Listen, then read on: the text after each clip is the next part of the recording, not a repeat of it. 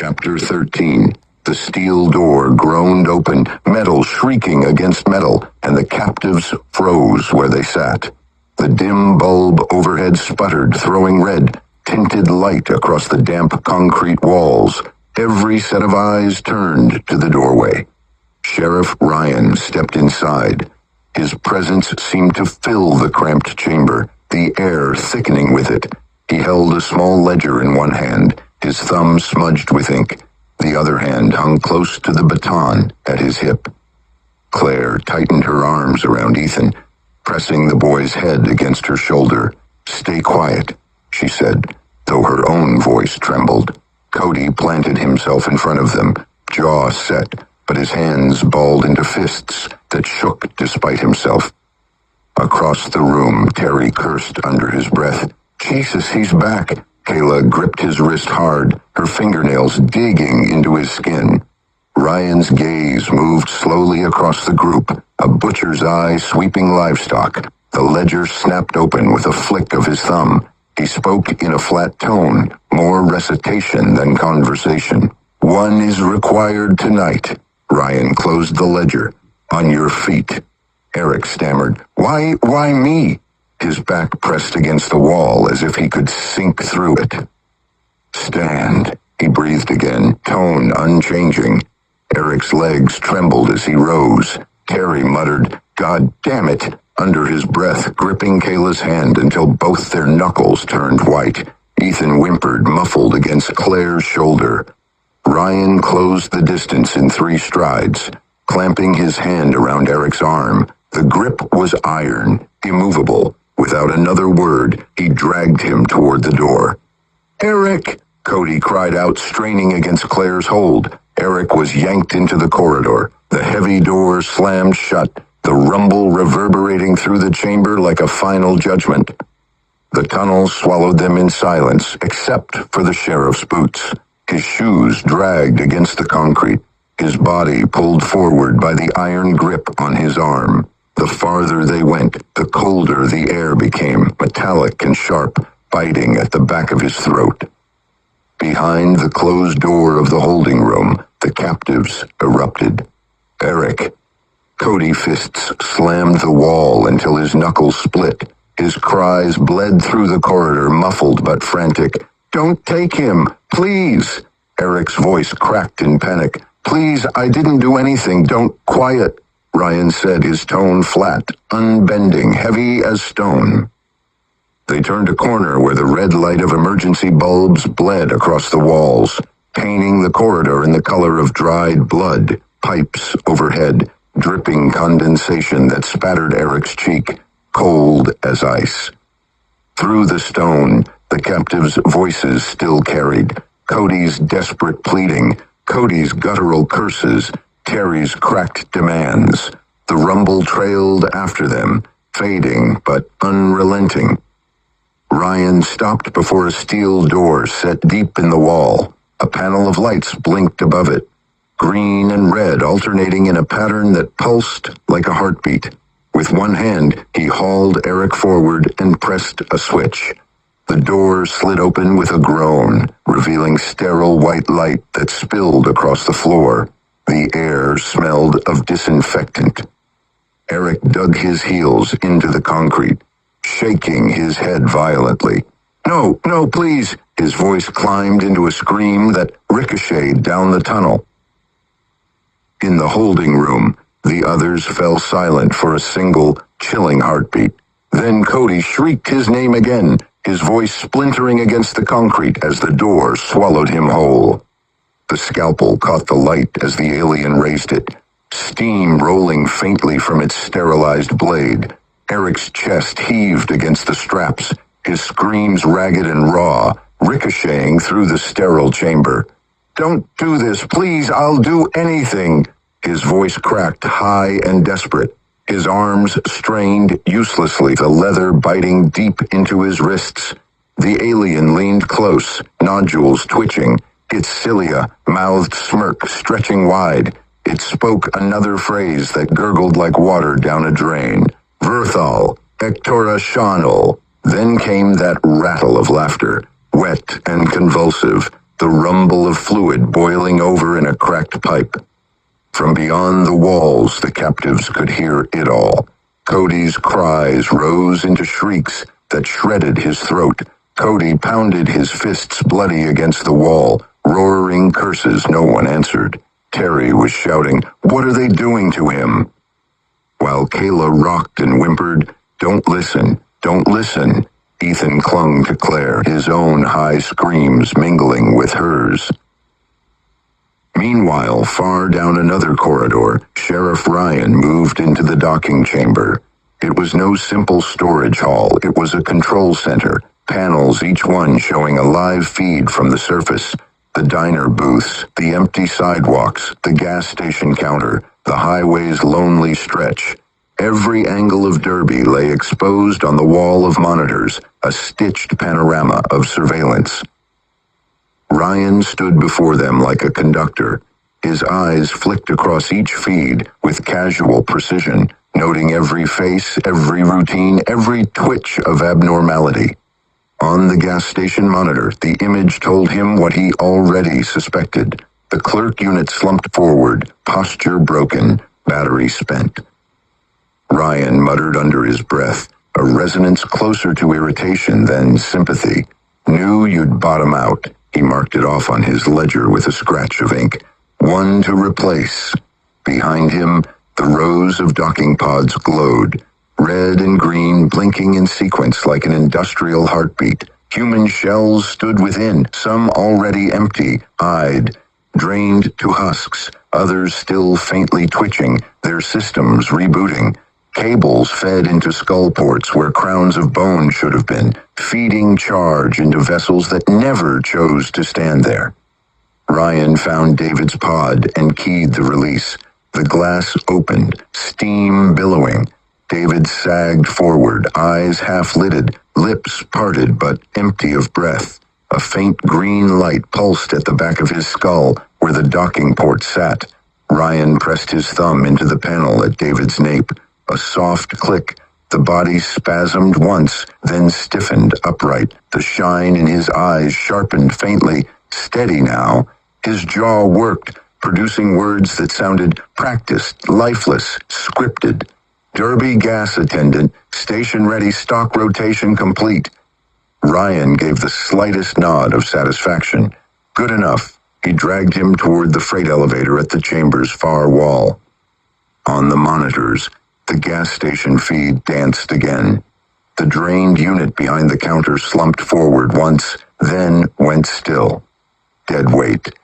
Ryan hauled David into the elevator and pressed the panel. The doors clanged shut, sealing them in. As the lift shuddered upward, David's mouth twitched again, voice flat, automatic. "Welcome to Derbie Gas. Pump 3 open. Have a nice day." Ryan smirked faintly in the humming light. "Yeah, that'll do." As the elevator ascended, Eric's scream under the scalpel cut through the vents, raw enough to rattle steel. The scalpel hovered inches from Eric's skin, but the figure stilled. Its gloved hands rose to its helmet, fingers working the clasps with a slow, deliberate rhythm. The dome groaned, then lifted. Eric's scream strangled in his throat. What stared down at him wasn't a face. It wasn't anything human minds were meant to catalog. The skin wasn't skin at all. It stretched, translucent, but beneath it something writhed, as though smaller organisms lived inside its flesh, pressing outward in ripples. Every ridge pulsed like veins turned inside out. Beneath the surface, things like tendons shifted independently, twitching as if they had a will of their own. Clusters of nodules bulged from where eyes should have been, wet and glassy. They weren't stable. They swelled and shrank, drifting under the thin membrane as if rolling in a sack of fluid. Some throbbed in unison with Eric's heartbeat. Others fluttered rapidly like moth wings in a jar. Each one darted in a different direction, yet all of them seemed to see him. Its mouth, or the closest thing to one, was worse. A vertical fissure split open, not smoothly but in ragged tears. wet strings of tissue snapping as it widened. From the slit unfurled rows of cilia, not teeth, but translucent tendrils, each tipped with a barbed hook. They writhed against one another, clicking like nails on glass. They didn't look designed for eating so much as probing, tasting, or burrowing. As they twitched, a spray of thin fluid shot against the metal tray, etching faint scorch marks where it landed. It carried a sting that made Eric's eyes water and his throat seize. The second alien unlatched its helmet in turn. This one was even less comprehensible. Its face folded in segments, cartilage flaps peeling back like the petals of a diseased flower. Beneath lay layers of slick membranes quivering with each inhale, as if lungs had been turned outward. And the laughter, God, the laughter. It didn't erupt so much as leak out, bubbling from multiple chambers inside their throats. It was a layered, broken rhythm, a gurgling churn, a series of wet clatters, punctuated by clicks like bones snapping. The two together created a chorus that was less rumble than pressure, a vibration that made the metal table and Eric's teeth ache. Eric writhed in the straps, tears streaming down his cheeks, his body shuddering with terror. His chest convulsed against the leather. He could only scream wordlessly now, his voice swallowed by the bubbling, convulsing noise of the things looming over him. The two aliens leaned closer. Their laughter rattled out again, overlapping until it sounded like the walls themselves were choking. The scalpel lowered once more. Eric's body strained against the straps, every muscle jerking as the alien's scalpel lowered to his temple. The cold edge kissed his skin, leaving a thin white line where pressure alone parted flesh. His scream was ragged, torn out of him like it belonged to someone else. The two unmasked creatures leaned close, nodules pulsing brighter, their mouths split wider, cilia twitching and writhing, their laughter convulsing in broken waves. It wasn't laughter meant for joy. It was resonance, vibrating through the surgical chamber until the tools on the tray rattled in their neat rows. Vransha Gutor Ekthal, one snarled, spittle hissing against the floor. The other answered in a deeper roar, Darek Shadrul Vitrak. The syllables slithered into Eric's skull, syllables he didn't understand but still recoiled from. His head thrashed wildly, but the clamp dug deeper, pinning him.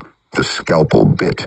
A hot line of pain traced across his scalp, sharp enough to blind him with light. His howl ricocheted through the chamber, out into the vents, bleeding into the holding room where the others froze mid-breath. Far away, Sheriff Ryan rode the freight elevator upward. The steel walls shuddered with each of the gears. Beside him stood David, stiff, blank-eyed, his jaw twitching faintly with every vibration of the lift. Ryan's hand pressed against the panel at the man's neck, the control stud already activated. David's lips moved mechanically, voice flat, scripted, without hesitation. Welcome to Derbie Gas. Pump 3 is open. Have a nice day. Ryan chuckled under his breath, flipping open his ledger and dragging a line through the last entry. Clerk, unit number 3, terminated. The ink bled slightly into the page, a black scar sealing the death. Another mechanical phrase slipped from David's mouth, softer this time. Stock complete. Thank you for your purchase. His words were lifeless, the language of service warped into mantra. The elevator rattled again, climbing higher. Ryan's eyes narrowed at the floor dial. Almost there, he said. Back in the holding room, Eric's muffled shrieks crashed through the concrete. Claire's arms tightened around Ethan, who cried into her chest. Cody clenched his fists so hard fresh blood welled in his palms. Terry stared at the door with a face gone gray, whispering, "He's still fighting. He's still fighting." Kayla rocked back and forth, but her voice was steadier now, repeating Claire's earlier words. We'll get out. We just have to wait." Above it all, the laughter of the aliens echoed through the ducts, a resonance so wrong it seemed to bend the air itself. The drill whined as it came alive, high, pitched, merciless. Eric's back arched against the restraints as the bit pressed to his skull. First was the pressure, then vibration that rattled his teeth, and finally the searing heat of bone giving way. He howled, a pit-breaking cry that spilled through the vents. Claire buried Ethan against her chest, rocking as her tears dripped onto his hair. Kayla sobbed, don't listen, please God, don't let him hear." But they all heard. They couldn't escape it. The aliens worked without pause. The crown of Eric's skull lifted with a wet crack. Strings of tendons snapping as steam rose from the cavity. His vision burned white, then fractured into shards. Air slid across exposed tissue, icy, sharp, unreal. He screamed again, though his throat gave only a rattling groan. And then it lifted. His awareness clung to the last filament, stretching until it tore free. Eric's world fell inward, collapsing into black. Eric gasped, except there were no lungs to pull air, no chest to rise.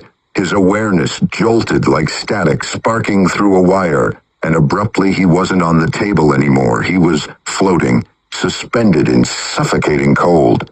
Liquid pressed against him, thick and heavy, seeping into every fold of his brain. He could feel it, the glass confining him, the slow drift of fluid as his own matter shifted, twitching in suspension. Panic surged, sharp and blinding, flooding every corner of his new prison. Oh my God, what is this? Where's my body? Where's my body? He tried to move, but there was nothing left to move. No arms, no legs, no breath. Only raw thought pounding against the inside of the jar. Jesus Christ, somebody help me! Get me out of this thing! Clink.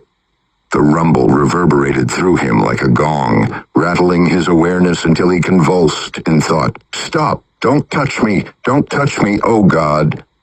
But his terror surfaced only as faint vibrations, bubbles rising lazily to the top.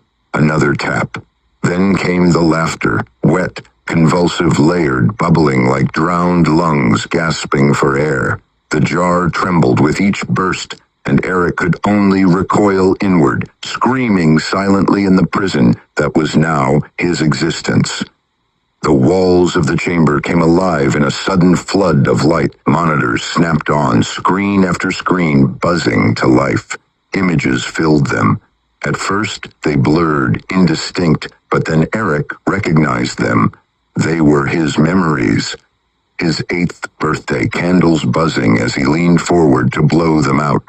Fireworks bursting overhead at 12, his mother's hand steady on his shoulder. His first kiss, clumsy, nervous, a laugh muffled in the dark. Every private joy, every fleeting moment torn out of him and projected on the walls for alien eyes. No, stop it, that's mine, that's my life. His voice blasted inside his own skull, helpless. Stop showing them, please. The aliens leaned closer, nodules flashing brighter, drinking in the spectacle. Their laughter bubbled louder, layered, clattering like bones, snapping. One dragged its hooked finger along the curve of the glass, a long scrape that set the liquid trembling.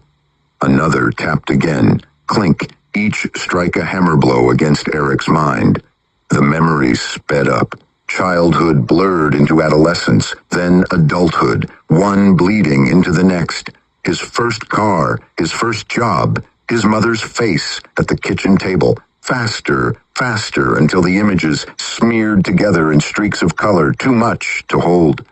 He tried to shut his mind, to close his eyes, but there were no eyes to close. Stop, please stop. Jesus Christ, I can't take it. Get me out. Somebody please, for the love of God, help me help fuck Cody.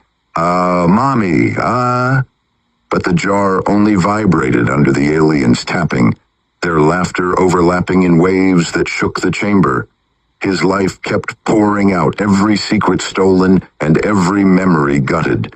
until he was reduced to raw thought, raw fear, and raw screams, endless and unheard.